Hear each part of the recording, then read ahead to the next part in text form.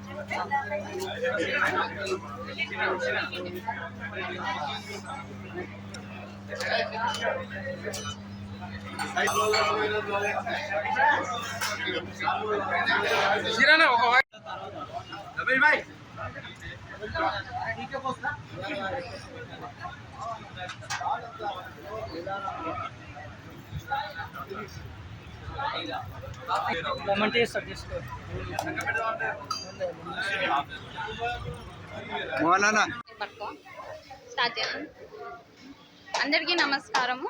మేము మీ నల్గొండకి శ్రీ రాఘవేంద్ర హోటల్ మరియు చిక్మంగళూరు క్యాఫేని తీసుకొచ్చాము. మీరు మీ ఫ్యామిలీతో పాటు ఈ luxurious pure vegetarian family restaurant AC section అన్న రెస్టారెంట్కి వస్తే మేమందరం సంతోషిస్తాము. మీకు హెల్దీ, హైజీన్ అండ్ ఐటమ్స్ మనకి వెజిటేరియనే కాబట్టి మనకి టిఫిన్స్, మీల్స్, తందూరి, చైనీస్, మళ్ళీ కాఫీ, టీ అండ్ మరియు చాట్, ఇంకా జ్యూస్ అన్నీ ఇక్కడ ఉన్నాయన్నమాట. సో తప్పకుండా రండి. Thank you.